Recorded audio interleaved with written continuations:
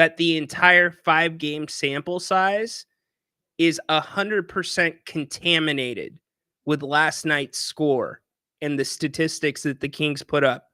So over 4 games, the 4-game sample size with Malik Monk in the starting lineup, check this out. Their net rating was up significantly. Their net rating was 0.4 through 20 games. Through those 4 games, it was 7.3. They were getting 5 more assists a game. They had 3.4 less turnovers per game. Their 3-point percentage was up 5%. Maybe most importantly, and the number that nobody's looking at, and you should, because it's one of the keys to this offense humming, is field goal attempts. Through 4 games with Malik Monk starting, they were getting 8 more field goal attempts per game, which means their pace is up. This whole let it fly thing only works when your pace is high. So that was through 4 games. Now, what you're looking at now is through 5 games. This includes last night's statistics. I'll move this over one more time so you can check out the back end of these. So here's what the Kings have done in the last 5 games compared to what they did over the first 20 games. Their record's 3-2. Their net rating during the last 5 games is 14.6. That's up 14.2. They're getting 9 more field goal attempts per game. Their field goal percentage is up 2% over the 5-game stretch. It's at 50.2%.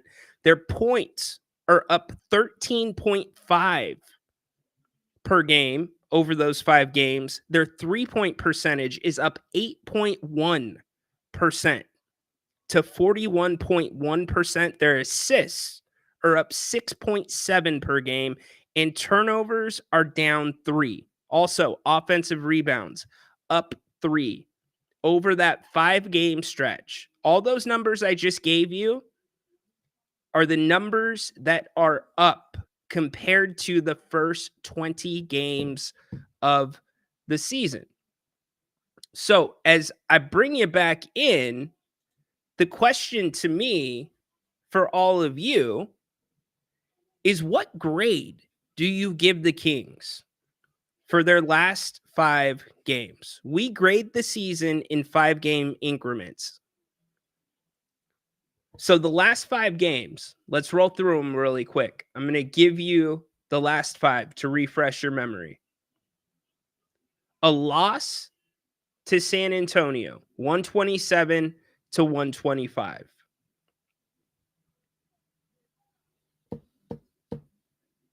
Houston, they beat 120-111. That was probably the Kings' best game of the season. A loss to Memphis, 115-110. The victory over San Antonio in San Antonio, 140-113. And then last night against Utah, a victory, 141-97. So you're 3-2 over the last 5 games. I laid out the way that the numbers pan out during that 5-game stretch. What is your grade for the Kings during that 5-game stretch? Holler at me. Let me know. Give me a call. And do you think this style of basketball is sustainable? Is it sustainable? So give me your grades. We'll get them up in a second. I'm going to give you a grade really quick, and it's an A+, and that's for Bennett's. You got to go check out Bennett's West Side Grill. It's their newest location, 3 in all in the greater Sacramento area. Anybody make it out for brunch this weekend, for prime rib, for regular dinner, prime cuts of seafood and steak? Let me know. Put it in the chat. I think it was Elvis. Somebody was out for the meatloaf. That's a good secret. Their meatloaf is damn good. And I know it's hard to do meatloaf because it's just meat, right? but Bennett's Meatloaf is off the chain. In addition to everything else on the menu, they've got great salads too, daily soups. Mushroom is Grant and I's favorite by far. But do me a favor, go to bennettsrestaurants.com. You can check out their entire menu. You can check out the specials that really run all week. Happy hour Monday through Friday, 2 to 6 o'clock. Also, tonight, Wine and Dine Mondays. You can get a bottle of wine, 2 entrees for under $70. You can now put in your to-go orders directly there at bennettsrestaurants.com. You can buy gift cards, make reservations, and if you have a family event, a work party, a get-together for the holidays, think about Bennett's. They've got some beautiful private dining rooms that they can set aside for you if you want to gather there. Beautiful, same great food, same great service. They all have different kind of ambiances. One's more like a wine cellar.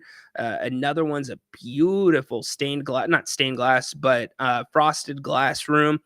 Check it out. You can see it all at bennettsrestaurants.com. Also, pay attention to there. If you're somebody that does not like to cook on the holidays, they probably will be releasing their holiday pre-order meals anytime for Christmas.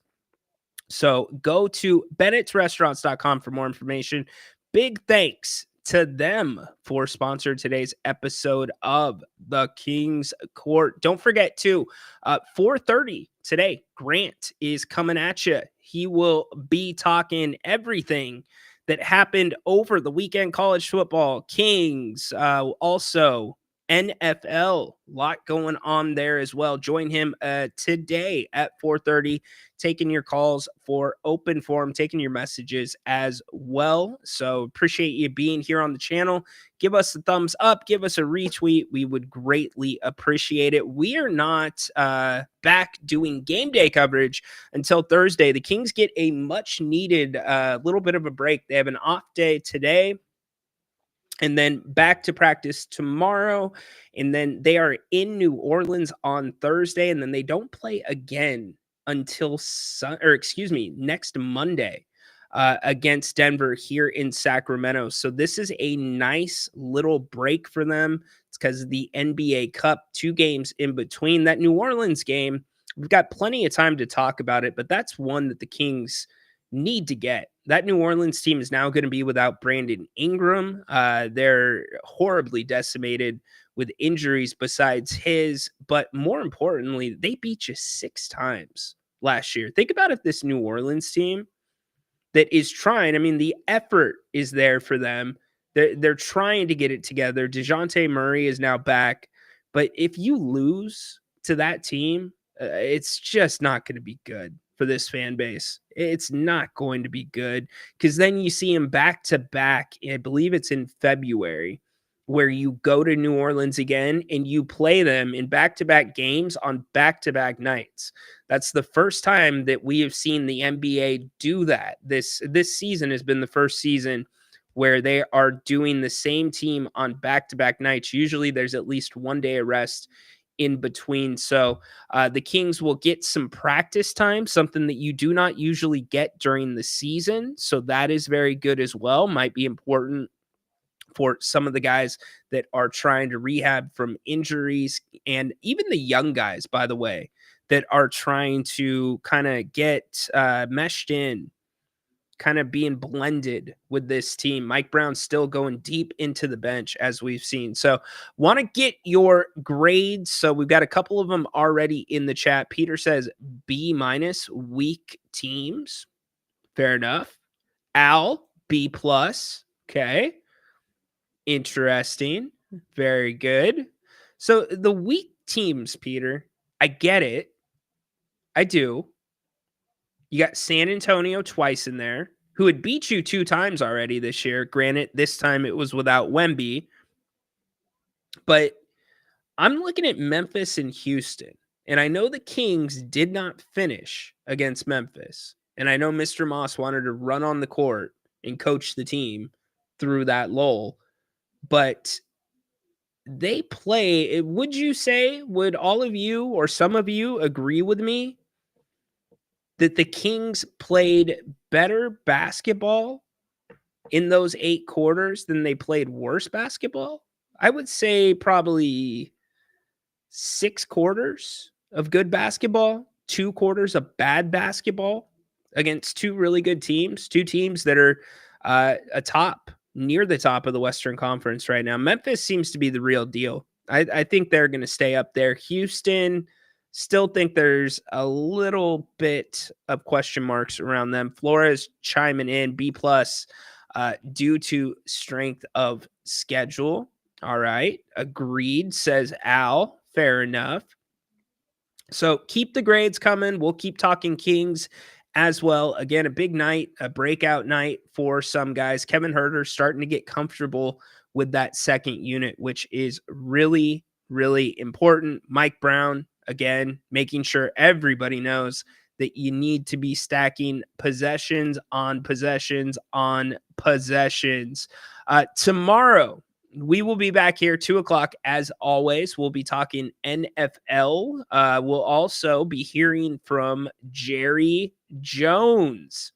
Yes, Jerry Jones. It's his weekly media hit. He gave us some gems last week. You know, he talked about how he likes to play God, which is a little bit interesting. How about that? It's not why I do it. Why I do it is I'm willing to play God a little bit. So we'll have another dose of Jerry. They take on the Bengals tonight in Monday Night Football. Apparently, they're doing a Simpsons theme as an alternate. They did the Toy Story game last year. This year, it's going to be the Simpsons. Speaking of the Simpsons, it's Monday, so I do have a couple of Ridos. Don't have the sound drop, don't have the imaging, but I have one. And it's not necessarily directed at the customers, but it is a frustration that I'm sure everybody can relate to. And it's also one of those things where if you're the person doing it, you realize it and you kind of feel bad. So I think I have the fix for it. So here's my frustration. Around the holidays, here's my ride. Around the holidays, so many of these stores, they go to like one line for checkout. So they put a customer service rep in front of the line and they start, delegating and telling you where to go check out. But there's only one line to get to that customer service agent, right? And so they're like, oh, go to register 17. Register 26. You know what I'm saying? So I was at an establishment over the weekend and I had to get one thing, one item. I had to get a toy because my nephew, one of my nephews on my wife's side, was turning 2, I believe, turning 2. So I needed to get one stinking toy. So line all the way to the back of the store. I can deal with it. It is what it is. If you want to do the line that way, I get it. That line looks a lot worse than it actually is. It usually moves pretty fast. So that's not my Rido. Here's my Rido. When I got sent to my register, I got sent to the register where there was one lady in front of me and she was buying over 50 gift cards. Not 1, not 2, not 3, not 4, not 5, 50 gift cards. You know how the gift card things go. They got to activate. You got to get an individual receipt for each one, especially if you're giving them to different people. And I would imagine if you're buying 50 gift cards, they're not all going to the same person, right? So I'm like standing there and I'm like, I'm looking around. 5 minutes goes by, 10 minutes goes by. The entire line behind me seems like it's continuing to filter. People are checking out. I'm still just standing right there going, hi, I need to check out. And this poor lady, she knows it too. I felt bad for her. What's she supposed to do, right? She has to buy gift cards. It's not her fault. This is not a Dollar Tree situation. The Dollar Tree, that's a separate thing in its own. That could be an entire Rido day around Dollar Tree because they legit have a policy. And the reason I know that they have this policy is because I asked somebody that works there that they will only put one person on the register at a time. They just don't care. And I kind of get it. You could have bad customer service and people are still going to shop there because of the prices. But what's the problem at Dollar Tree? The freaking balloons. The balloons at Dollar Tree. Somebody comes in and orders like 50 or 60 balloons. The person at the register has to go blow them all up. And it just holds things up. So I'm not putting the gift cards quite in that category. But anyways, my Rido is, yo, big box establishments, you need to have a couple of lines that are dedicated only for gift cards. If you're going to do the one line in the store, then you need to ask the question, are you buying gift cards? Or you need to use your eyes and see, oh, that person has a gift card in their hand. You have to go to line 2 or line 7, whatever it is, make a couple of lines just for gift cards. You got to do it, or else you end up in that situation. And whether you are the person that's waiting to check out or you are the person that is buying the gift cards, you both feel awkward, right? It's like, oh man, I'm holding up the line, but then you're in line and it's like, damn, I just got to do this one thing. I'm looking back. Can you send me to like self-checkout? Can I get a different line? And by the time the lady was like at gift card 47 and she grabbed another stack, I'm not kidding. If Adam's watching this show, I was texting Adam while this was all going down. Like, I was just like, hey, look, I've been here for 10 minutes. Can I just go to a different register, please? As they keep sending other people to registers. So they let me go to a different register. But big box stores, go and set up your own lines for gift cards. You got to have dedicated lines. Got dedicated lines for returns. Get dedicated lines for gift cards. That is my first Rido. Damn! Let's see, Peter. Rhino, where's your Christmas cheer? Gift cards. I have Christmas cheer. Like I said, Peter, not targeted at the person that is getting the gift cards. It's targeted at the stores. If you're going to do the one line, make sure that you have a couple registers that you send gift card people to. It's like the whole thing about there's a certain establishment in Elk Grove, not the new one, but there is a national chain that has a couple of, yeah, right. Mr. Moss would have handled it. Yeah, he would have took care of that really quick. Card after card after card. No, Al, you're absolutely right. You're spot on. Al, you know what, Al? Great success. Great success. Good job, Al. Yeah. Card, gift card, after gift card, after gift card, after gift card, after gift card. You guys want me to do that 26 times? I won't do that to you. Yeah. So anyways, yeah, that was rough. That was really, really rough. Oh, please, will you stop? No, Gorilla, I'm not going to stop. Just too many gift cards. Is giving a gift card a bad present these days? Do you have to do more than a gift card? Or when is a gift card appropriate? When is a gift card appropriate? Does anybody just give gift cards for Christmas? Like, or if you're a grandpa or you're a parent, are you just sliding out gift cards to everybody? Anyways, back to my other point. There's an establishment that sells bagels and other baked goods, and they have multiple locations in Elk Grove. And they used to have a protocol where the person at the register not only took your order, but unless it was something that was like being cooked in the kitchen, they also fulfilled your order. So they would have to go slice your bagels. They would have to go toast your bagels. They would have to go get all the pastries. So they had a same kind of deal going. It's efficiency, right? I just want efficiency. And yeah, maybe I should just give myself a write-off for going into a store to shop. Maybe that is the problem. So glad you're all here on a Monday. We're kicking off the week. Plenty of content to talk about. Again, Grant's going to be here at 4:30. Make sure you join him. Be doing open forum. He will have his take on the college football playoff. He gave you a rant on the college football playoff last night. Thought that was pretty interesting. Don't disagree with him.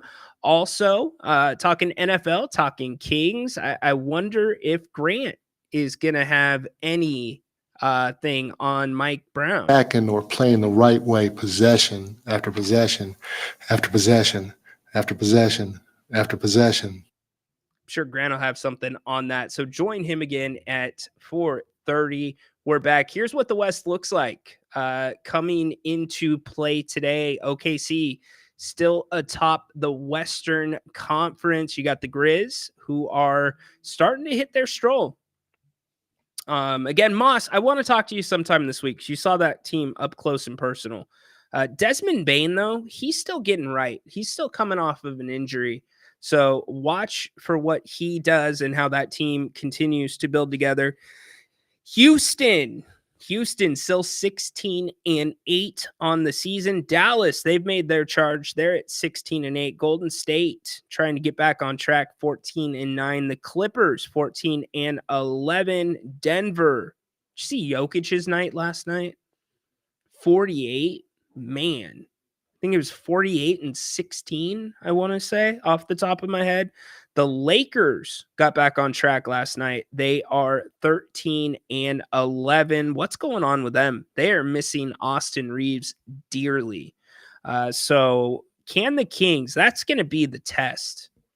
That is going to be the huge test as we come back out. In fact, let's pull that up really quick. Let's look at the Kings schedule. Still getting used to this screen share stuff on our program. So bear with me for 1 second. Let's pull this out really quick. Replace and go to the Kings. There we go.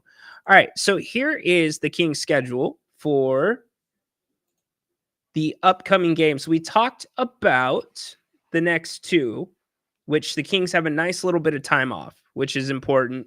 But this is really an area, and that's why I was asking for your grades for the last 5 games. I gave you the stats on what the stats are saying. Again, if you missed that, the last 5 games, the Kings stats with Malik Monk in the starting lineup are through the roof, and they're through the roof in the right places. And it was that way before last night's game, and those numbers were figured into it. But back to the schedule. You've got 2 games in basically a week. That's great for this time of year. But then you have 2 matchups with the Lakers. Will they have Austin Reeves back? Number 1. And then number 2, could that be where this team can really turn things around, or at least get back to a game or 2 over 500? The Kings 1 game under 500 right now, but those 2 matchups with the Lakers here in Sacramento are going to be massive. The Lakers have been struggling as of late. Their defense has been horrendous. JJ Redick has been critical of the team. So big matchups there. But, with the Kings and the Lakers, throw all that out the window. It's a rivalry game. It's not like it used to be, but it still means something, especially when it's in Sacramento, because then you got Lakers fans in the building. If you want to piss off a Lakers fan, if you're going to either of those games, pull the tags off their jerseys. That'll piss them off. Then they can't return them after the game. Indiana, you play them. Now, that's the Kings' first 3 o'clock game of the year. The Kings are historically bad at 3 p.m. games. So Tyrese Halliburton coming back to Sacramento, Detroit, and then you have another one at the Lakers. But look at that homestand. This is the easiest homestand that you have left the rest of the season, in my opinion. This is the easiest homestand left on the schedule. Denver, LA, Indiana, Detroit. That is your homestand. Because as I scroll down and we get to February, check this homestand out. It is brutal. It is absolutely brutal. Or is it March? It's March. Here's your homestand in March. Memphis, Cleveland, Chicago, Milwaukee, Boston, and then OKC. And by the way, Boston and OKC, that's a back-to-back. So this stretch coming up for the Kings is going to be huge. It's going to be massive. And you have a week off, basically, to walk into it. How about that? So get your adjustments in. Do what you need to do. But very important stretch coming up for the Kings indeed. Back to the chat. Baki's in the house. What's up, Baki? Serbia calling. Any chance to find out in the next 30 minutes if anybody knows if Towns will be in the game for the Knicks tonight? 3:07. Baki, is it a 4:30 tip? I would search X, Baki. You might have a few people that don't have a ton of followers but are connected to the team that might have information on it. But that traditionally comes out about 40 minutes before the game, maybe an hour before the game. So we're getting to that time because Tibbs will do a press conference before the game, and usually that will come up. Stop with the checking your receipt when you leave. Come on, man. So you got a rido. Okay, Al. What do you mean? Stop with the checking your receipt when you leave. Does that slow you up? Because they don't leave the register? I got you. Shouldn't you be checking the receipt as they're checking your items into the cart? Like, aren't you looking at the screen? You know, another one. Damn! It's a really fine line when you are in line at a grocery store or somewhere else, because depending on how that screen is pointed, there are some people that will shoot you the evil eye if you are within a distance where you can see their screen and what they're spending, but yet you're within a proper distance, right? I mean, not that you're staring at it, but you could look at it if you want. Some people don't like that. I get it. Totally get it. Baki, will play. Yeah, check it out. Maybe. Whoa. We just had an earthquake. Whoa. There was just an earthquake. Did anybody feel that? Jen, did you feel that? There was an earthquake, y'all. Anybody in the Elk Grove area, South Sac area, did you feel that? We just shook a little bit. That is crazy. Let me know. Dude, you still got that poster of Richard Simmons in your bedroom? How'd you know that, Michael? Michael, how'd you know that, my man? Damn, dude. Damn. No, Richard Simmons. Rest his soul. Hilarious. Yeah. Saw a video that was highly critical of JJ Redick's coaching and the Lakers defense. Well, he's been highly critical, Peter, of the players. He's saying the players aren't doing the basics. They're not communicating on switches. In fact, they're not even switching properly. So interesting. That was weird. Either I am tripping out with excitement about being on the air with you, or we legit just had a little earthquake here in Elk Grove. Or at least was felt in Elk Grove. It was left to right. Unreal. Al, Ask them if they've ever heard of Kobe Bryant. I bet 90% of them would have no idea. I disagree there. I disagree. I think pretty much every Lakers fan, young or old, knows about Kobe. You know why? Because he passed too early. I don't think there's any way that you don't know about Kobe. In fact, Al, I think I'm going to challenge you there. Challenge. Coach McCarthy. Hey, man. Okay. There was a quake. 5.8 quake in Nevada. It was felt here in Elk Grove. Did it just happen, Peter? Crazy. That's nuts. Baki, why are you looking for inside information, my man? The show's coming off the rails right now. Oh, will play. Okay. We need that info. Why do you need that info so bad? I'm a little shook right now. 5.8 quake. So, Peter, it just happened because I felt it. It was like this. Very. My wife felt it here in Citrus Heights. Yes. That was nuts. That's the second one that I have felt in my lifetime. Good for you. That's pretty good for you. Ho, ho, ho, ho, Ryan, that's pretty good for you. That's pretty good for you. We are all so much closer now. We just lived through an earthquake together. Holy crap. Whoa. Now, mommy, daddy button. Yeah, Baki does have a parlay going. I'm like trying to compose my thoughts here. That was just like, sometimes you can get a little bit like dizzy and maybe you feel like you're kind of swaying, or like, I don't know if anybody's ever had vertigo. I've never had it, but I hear it's a terrible thing. But Peter, yep, there you go. Holy crap. I'm doing a John in orange and the pool is rocking back and forth slightly. Yes, that was an earthquake. Holy moly.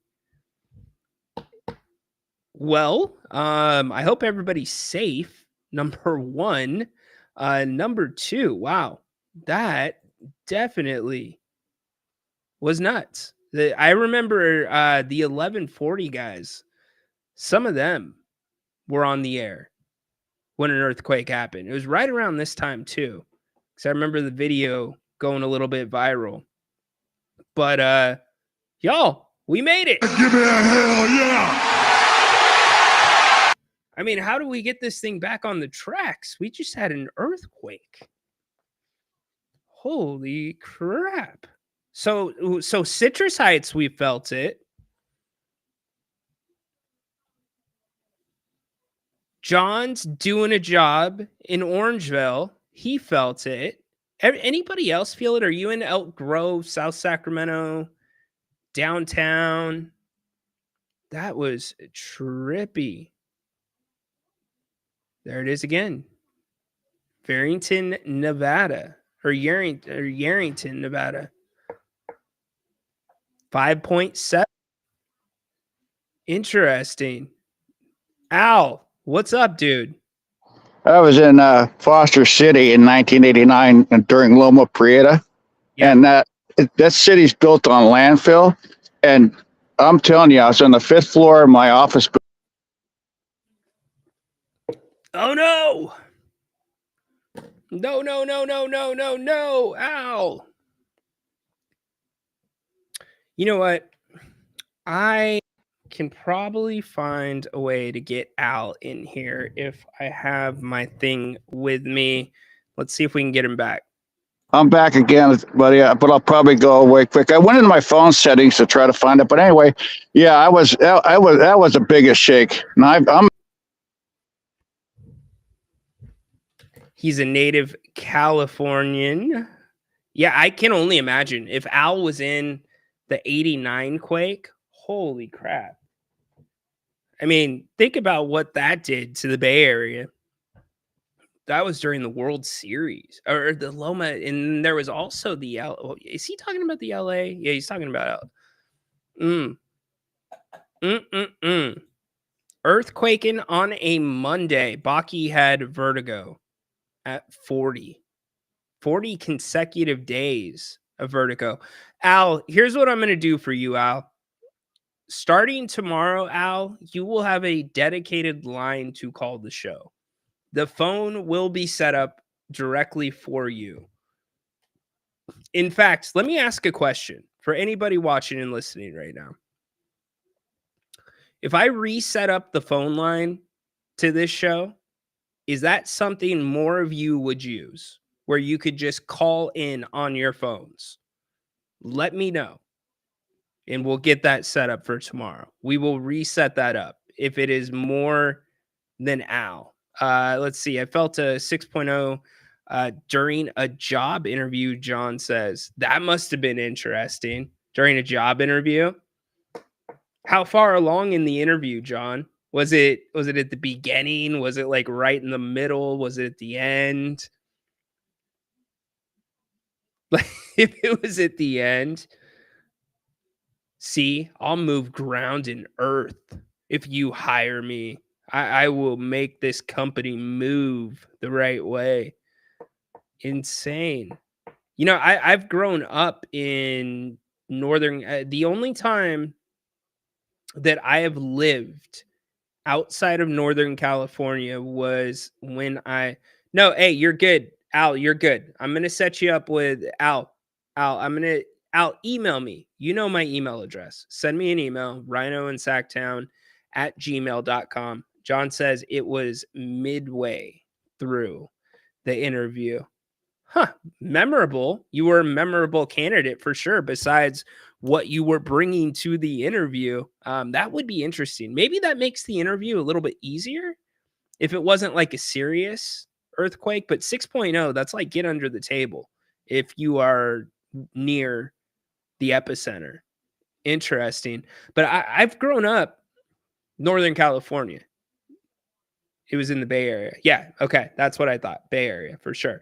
So, cause you said 89, the LA quake was later than that. Anyways, grown up in Northern California, never had experienced an earthquake until about 6 years ago. I think it was about 6. Was it 6? It was either right before or right after COVID. And I was sitting in my office and I could see because I had dual monitors on my desk and my monitors were shaking. And that one, I felt it a little bit stronger, but this one was definitely different. And to have that happen on the air, that's so weird. Anyways, but I lived in San Diego through my college days and everything and never had an earthquake down there. Never felt anything. Spent a lot of time in LA.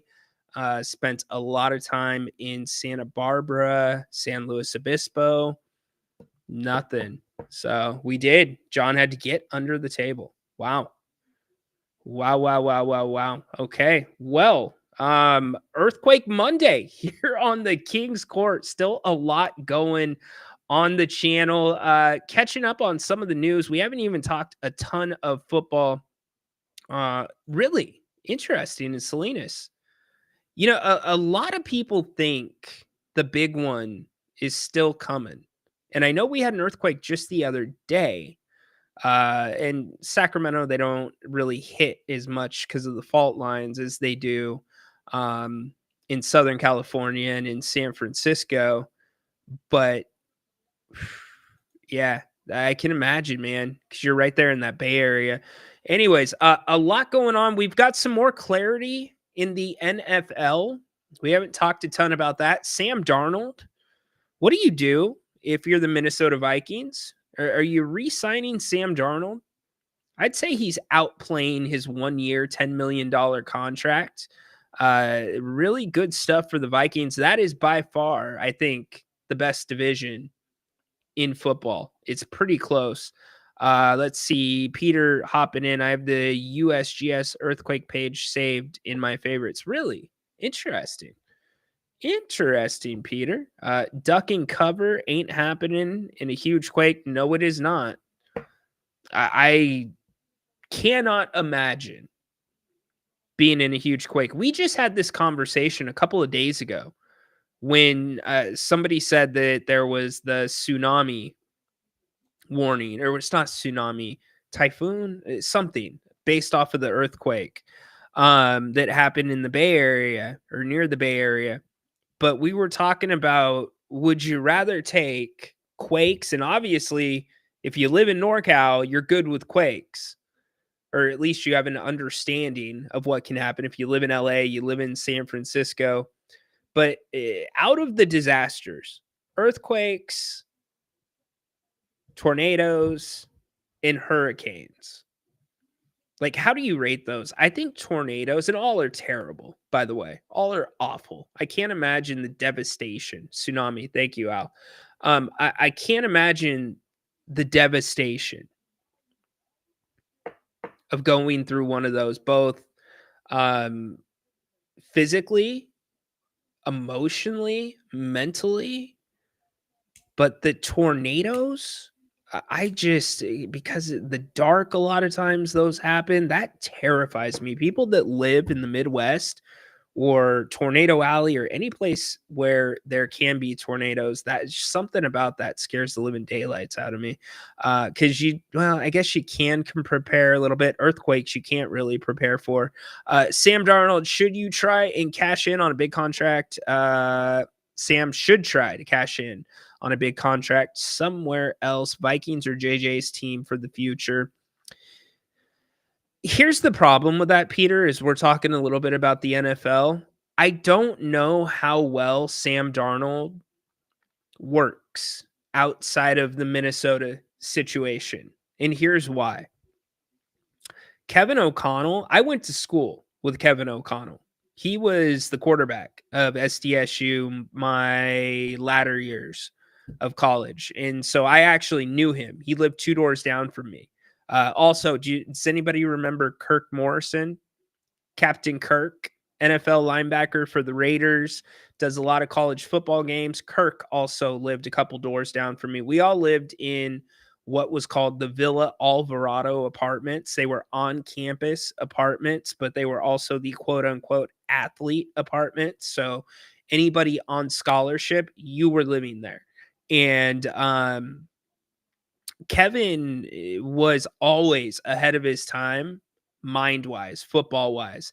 Now, the reason I say Kevin and Sam together is because Kevin coached Sam during a lot of the youth camps down in LA, down in San Diego. So they had a very good relationship up until, they parted ways and Kevin started doing his thing coaching and Sam kept playing USC, NFL, etc. And Sam has not really worked anywhere else. Now, he hasn't had a great situation. The Vikings are probably the best situation he's had. And yes, he was with the Niners, but he didn't play, right? So the fact that those two get it, they understand each other on a different level. I just, there's quarterback whisperers. For whatever reason, Kevin has that relationship with Sam. So does that make Sam a better place or a better player somewhere else? Maybe, but I don't know. I just think that system is set up very well for Sam. And I don't know if you're an NFL team, if you're setting up a system for Sam Darnold. I'm just not sure about that. Oh, great. Awesome. Good to know. Kirk is such a great guy. He is a great dude. Love Kirk. I'll tell you what, he was the man on campus. When I was at SDSU, he was the quote unquote Marshall Faulk. He was all-American linebacker, but it wasn't because of what he did on the field, because SDSU's football program was not that good. but he was just a better person off the field. Not a better kid you could have put as the face of an athletic program. He was incredible. John throws another one in there. The Wildfires. It's a great point. The Wildfires. I left those out.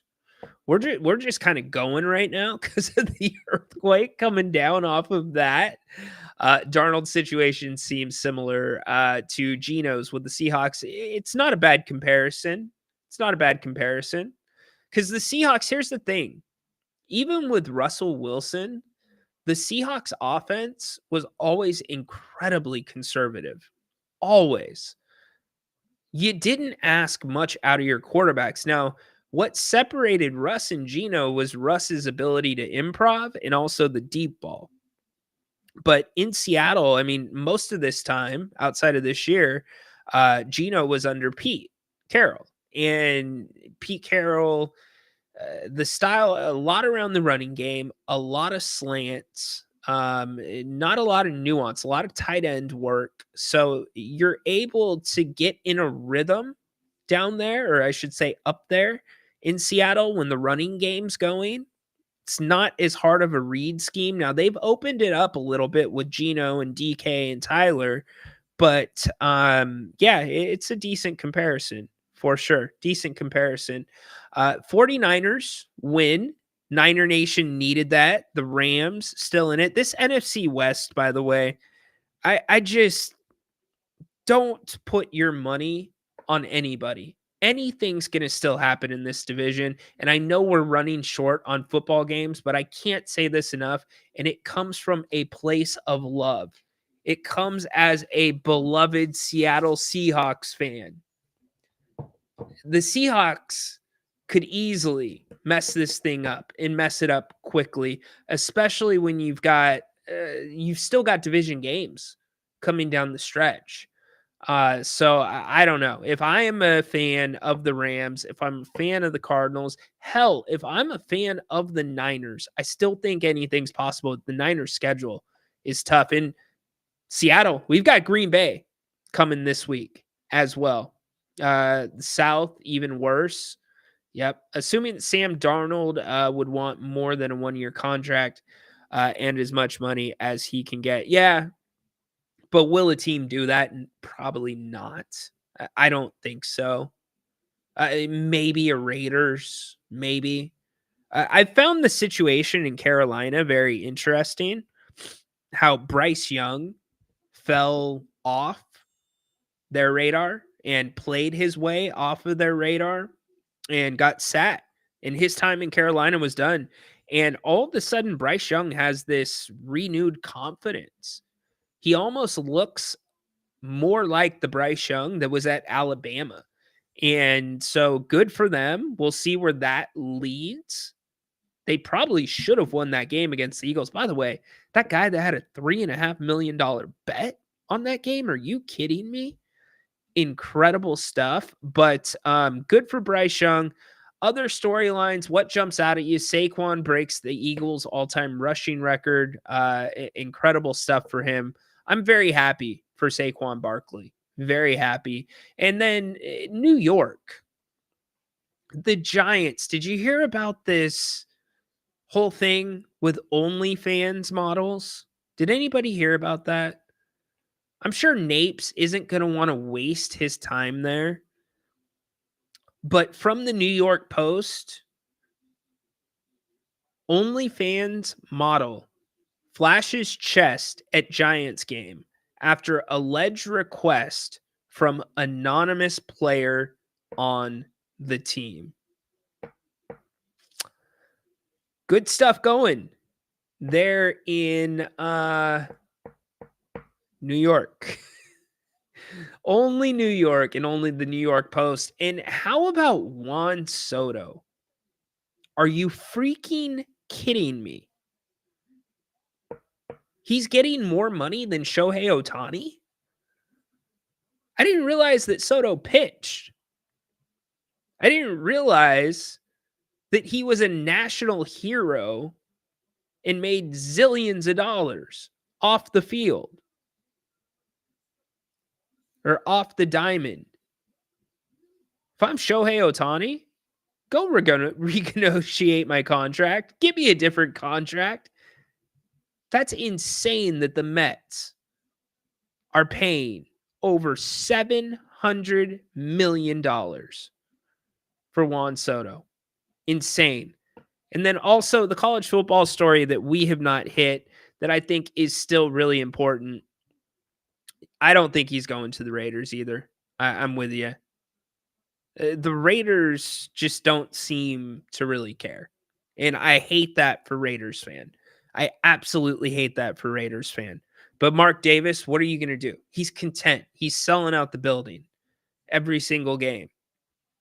Did you see a fan that was legitimately cheering in one of their suites and he banged on the glass and it broke and dude got charged for the glass and banned from Raiders games when he was just banging on the glass as a fan, like, let's go, third down.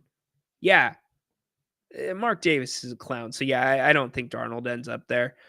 Who's going to be the first billion-dollar player? It's a good question now. You got to look at the contracts and who's going to be up. And you got to look at the prospects, too.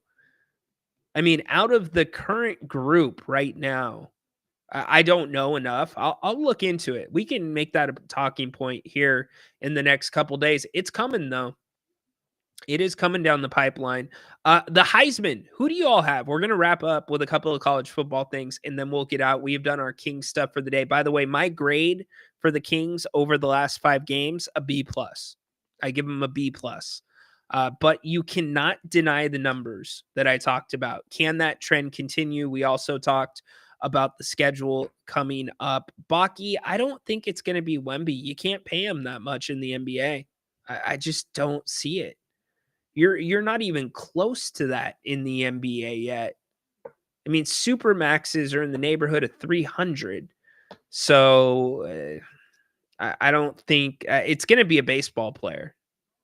Inflation will get us there in a few years to $1 billion contract. I agree, Flores. It's just a question of, I mean,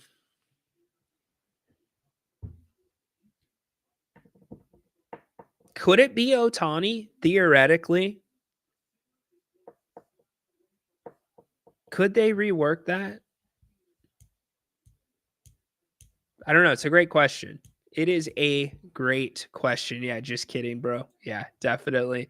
The Heisman race. Which way are y'all going on this? Who do you think should get it? I'm biased. I am not going to lie. I am very biased. I think it should be Ashton Genty. My concern about that, and by the way, I have all the respect in the world for Travis Hunter.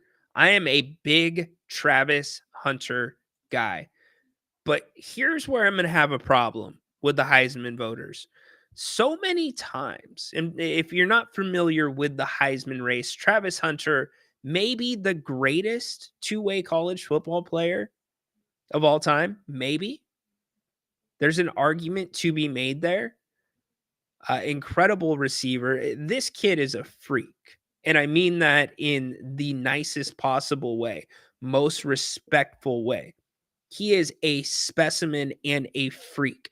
Go watch Travis Hunter's warm-up videos before games and see how athletic this guy is. I mean, you see it across the field every Saturday that he plays, but go watch when he's warming up and messing around. It is stupid.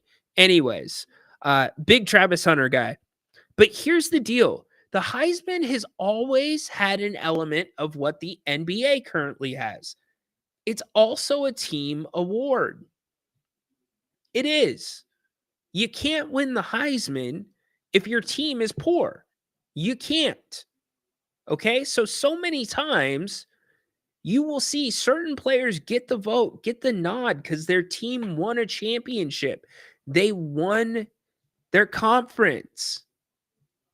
They were undefeated, right? Maybe there was a guy with better numbers who had a better season, but because they were the best player on a successful team, that is what put them over the top, the most valuable player on a successful team. And I understand it's about the best college football player in the nation. But that is the precedent. And so you look at what Ashton Jeanty has done this season. Not sure if you watched the last Boise State game where they beat UNLV to win the Mountain West Conference. Boise State only had one defeat. They are in the college football playoff. And Ashton Jeanty's stats, especially when you put them out into the different formulas that Football Guy, Analytics Guy does to calculate, his rushing grade is the highest all time in the NCAA. And this is not one of those running backs that's doing it against crappy competition. Boise played Oregon. Boise should have beat Oregon. Jeanty has 29 rushing touchdowns this year and 2,497 yards rushing, and it's not like a gimmick. It's not an offense that's giving him the ball every single time. It's not him busting a couple of long runs every game. Now, he does kind of do that at times, but watch how violently this guy runs the football. He is a game changer. Go watch the first play after halftime. Coming out of the half against UNLV, he absolutely plowed somebody over.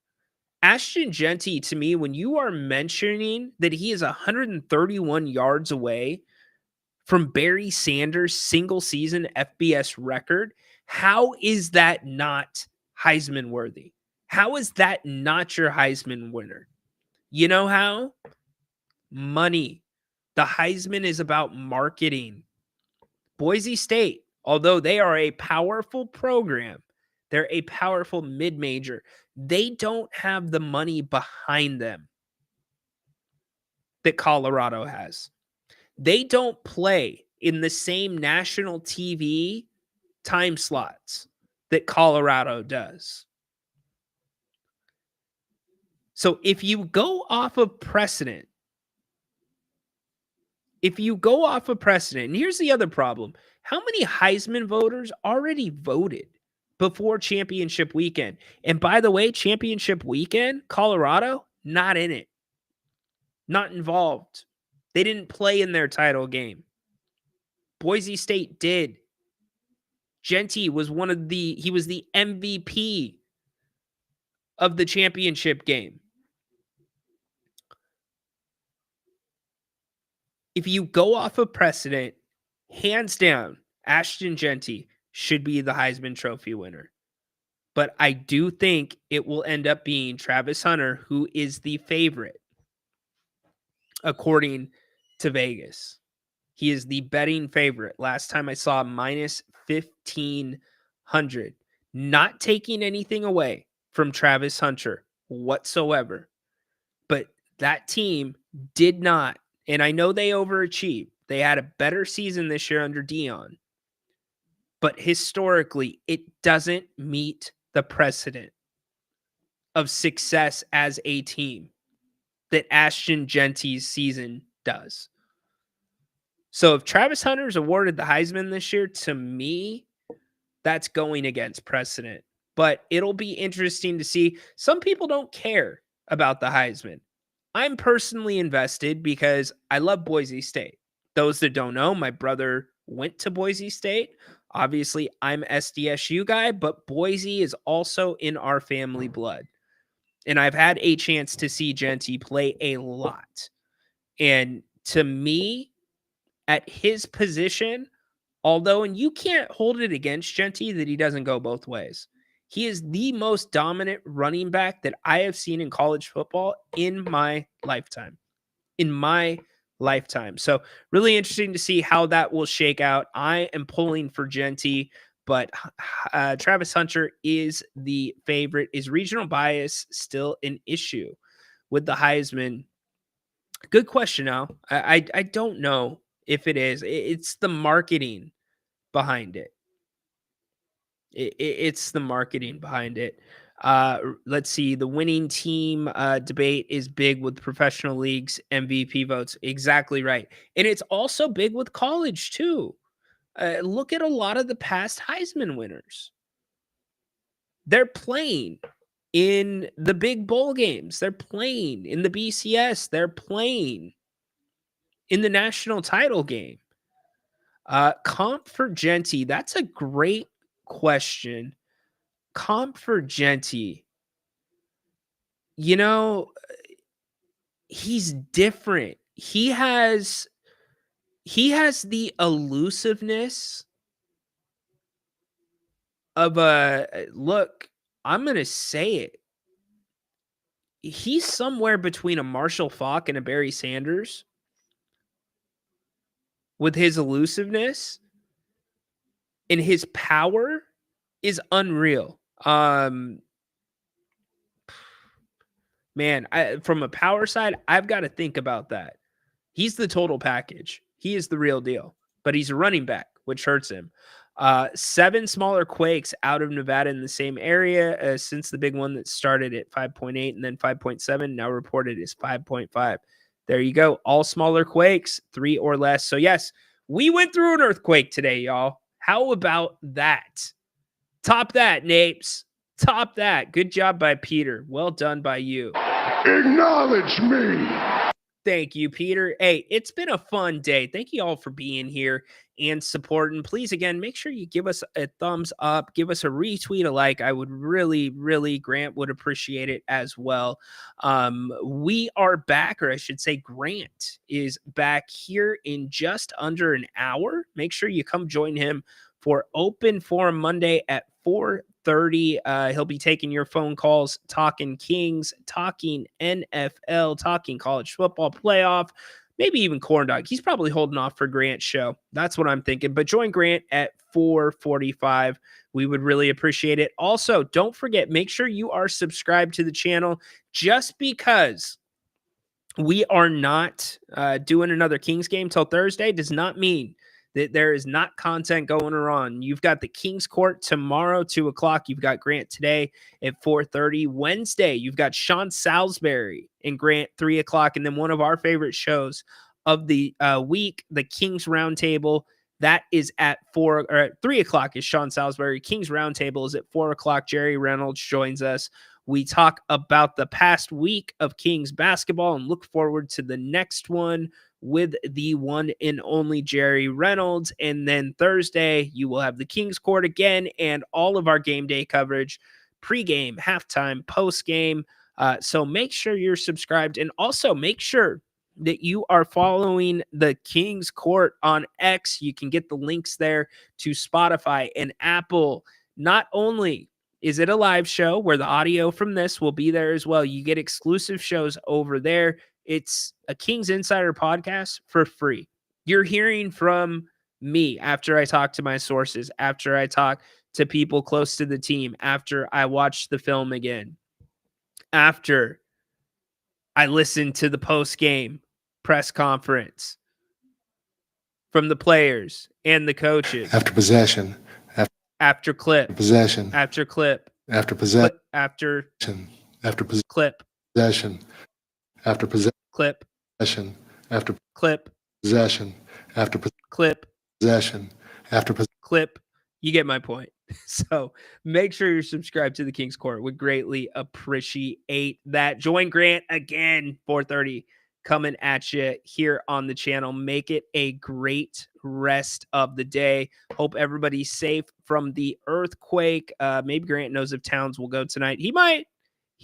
Al says Earl Campbell could run past you and over you. There you go. Good job by you, Al. All right, we are out. Text me. You don't have my phone number, but hit me on the X with your grades if you watch the replay. Would love to hear from you. All right. Yeah, we get it. Possession. Good job, Peter. Go Kings. Light the damn beam. Stay the hell away from Levine. Court is dismissed. Join Grant at 4:30.